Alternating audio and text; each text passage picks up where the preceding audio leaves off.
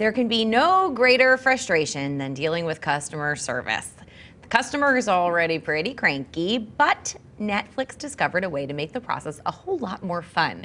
This week, Redditor Tony Potenza uploaded this conversation to the site, naming the post Best Customer Service Exchange Ever, and rightfully so. It starts out pretty typically. Hi, says the customer, I have a problem to report, to which Netflix customer service rep responds, this is Captain Michael of the good ship Netflix. Which member of the crew am I speaking with today? Greetings, Captain Lieutenant Norm here. Engineering has a problem to report. Walk us through this. This is kind of a fun way to deal with customer service issues. I'm usually always really cranky when I have to call customer service for any reason. Did the whole conversation go like this in character? Pretty much the entire conversation went in character. They still were able to resolve the issue. And I think, look, this is a huge win for Netflix. We're here talking about it. And this person got his or her, Norm, we could call him Norm, got the technical issue resolved. This is pretty much within, at first when I read it, I didn't think that it was actually real when I saw it posted online. But then we contacted Netflix and they said it was real. And I thought about it a little bit. And this isn't too surprising for Netflix.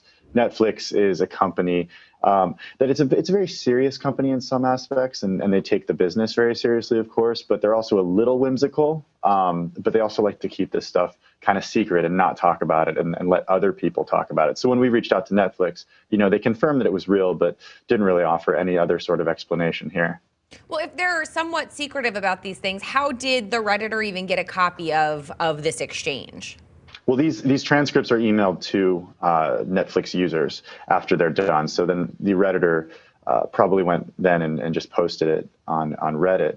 And certainly it's taken on a life of its own. But this isn't too out of the ordinary for Netflix. Netflix has a pretty whimsical Twitter account, Twitter feed too. I don't know if you follow Netflix on Twitter. But Netflix will reply to people who just post about Netflix without even reaching out to Netflix. They'll retweet people. I just saw one that Netflix did last week or maybe over the weekend that said, Netflix, will you marry me? And Netflix replied to that tweet. And that sort of builds customer loyalty, of course.